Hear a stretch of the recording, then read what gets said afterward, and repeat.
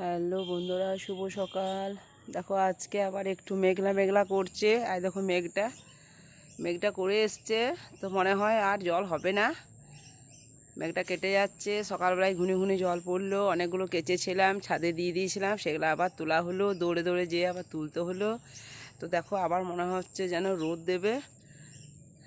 এই দেখো সূর্যটা এখনও উঠেনি, তো আজ একটু মেঘলা মেঘলা করছে। আর দেখো পুজোর প্যান্ডেল হয়ে গেল, এখনও কাপড় পরেনি, কাপড় দেবে। ভালো লাগছে দেখতে প্যান্ডেলটা, হচ্ছে এখন বুঝতে পারবো না কেমন হলো। বাঁশ দেওয়া হয়ে গেছে সব।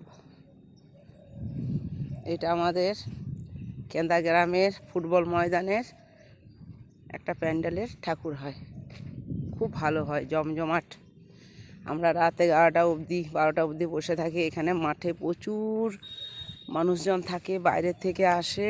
আর একটা জিনিস কি, সবাই ছেলেমেয়েরা সবাই একসাথে, বাচ্চা কাচ্চা সবাইকে নিয়ে আমরা বসে থাকি, খুব আনন্দ করি।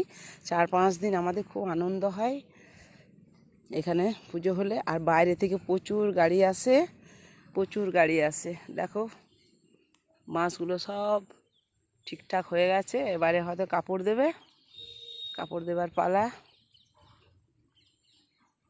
তোমরা সবাই এসো, আমার বন্ধুদের বলছি সবাই এসো।